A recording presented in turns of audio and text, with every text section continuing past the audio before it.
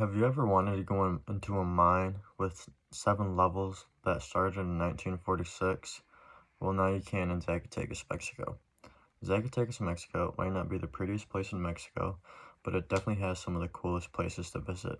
It's got some caves, museums, and massive beautiful churches and so much more. Pancho Villa, aka Mexican Robin Hood, according to my History.com article in June 1914, Zacatecas became the center of national attention after Pancho stormed the city to clash with the Spanish. The war was known as La Toma de Zacatecas, in other words, the taking of Zacatecas. It was the largest and bloodiest of the revolution, leaving 7,000 soldiers dead and 5,000 wounded. The number of civilian casualties were never recorded, according to my History.com article. According to the same article, Zacatecas was also the center for silver mining. Zacatecas had also earned a reputation in agriculture for grain and sugarcane. Some of its other big products are beverages like rum and pulque. Today it has more than 15 mining districts. Some of those mines are silver, lead, zinc, gold, phosphate, fluorite. Fresnillo and Zacatecas have two of the largest silver mines, and both of them together have produced over 1.5 billion ounces of silver to this date. Zacatecas is actually the largest producer of silver today, contributing up to 17% of the world's total output. Zacatecas' economy depends largely on cattle farming, agriculture, communications, food processing, tourism, and transportation.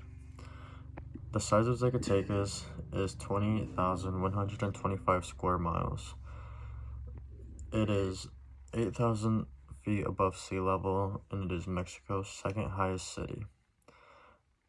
Some of its famous buildings are the Cathedral. It is a big church built in the 18th century. It is one of Mexico's best examples of the Spanish Borgia style of agriculture or of architecture called Chiriquíes. Colonial Center contains many notable structures. Plaza de Armas, main squares, you can find anything there, food, shops to buy clothes, earrings, ice cream, donut shops, all that type of stuff. Palacio de Gobierno, Government's Palace, Residencia de Gobernadores, Governor's Residence, and Palacio de la Mala Noche, Palace of the Bad Night. One of its most famous landmarks is Mina El Elden. It is a mine that its history began in 1946 and is actually shut down in 1960 because there was a lot of deaths and it was just out of control.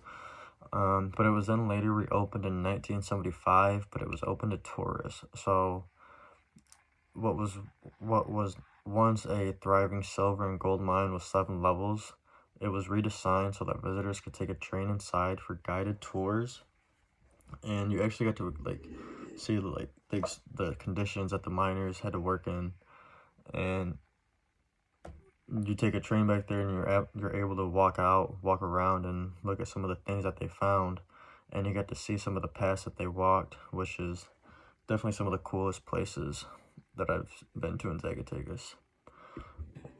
Another famous museum in Zacatecas is Rafael Coronel Museum.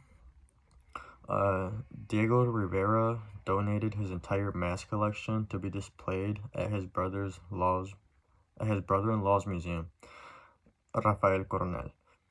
To this day, Diego Rivera has the biggest mask collection in Mexico that is displayed at a museum. The entire art collection in that museum includes 16,000 pieces. There is an exhibit of about 1,000 terracotta figures, and there's a bunch of paintings, poetry, puppets, and artwork by Diego Rivera, according to my article, atlasobscura.com. So as you can see, there are plenty of places that you can go visit in Zacatecas, and you're going to have a good time. Thank you.